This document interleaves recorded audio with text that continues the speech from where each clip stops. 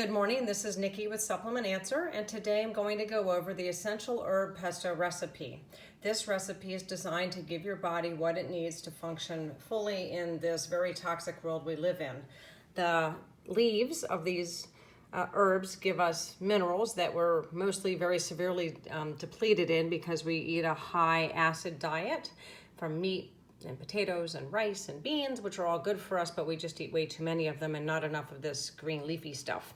And the stems give us what we need for the phytochemicals. This is the fuel for your immune system. This is especially very important when you have cancer or any kind of immune compromised disease like that. So the first thing I'm going to do is trim off the stems from the basil because that's pretty woody and doesn't work very well. So we just want the top part of that.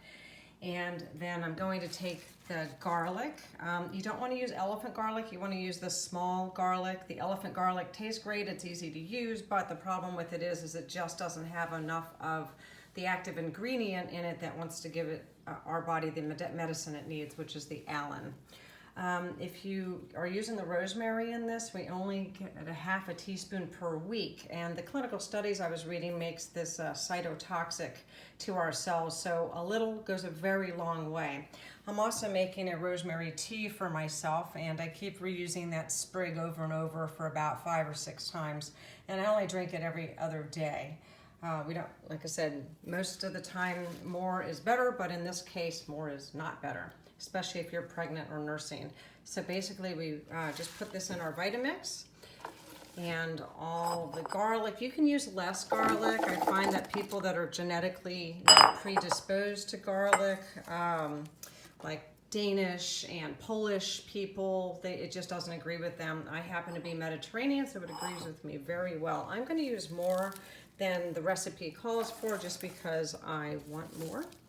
But you can do exactly what it says and it's fine. I've already done my heavy metal chelation. I've already, and I work on that daily, so I'm just gonna use more. All right, so here we have that.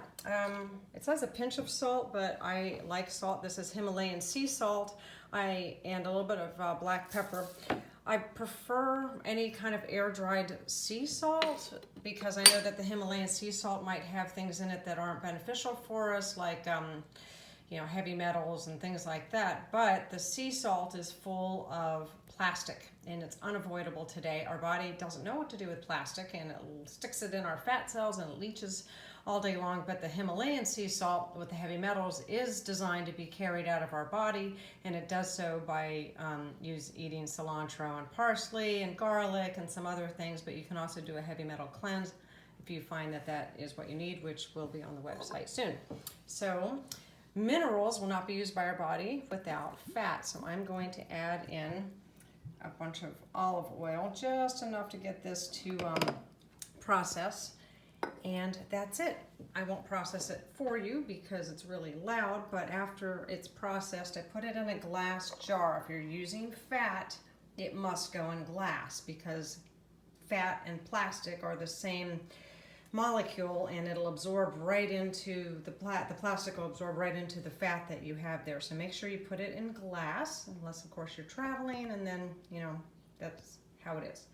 Okay, that's all that you need. And then you just take about 1/7 of this every day, put it on whatever food that you want to put it on that tastes good for you. And it's a great way to get it in, and you'll get all the phytochemicals and a lot of the minerals that you need every day.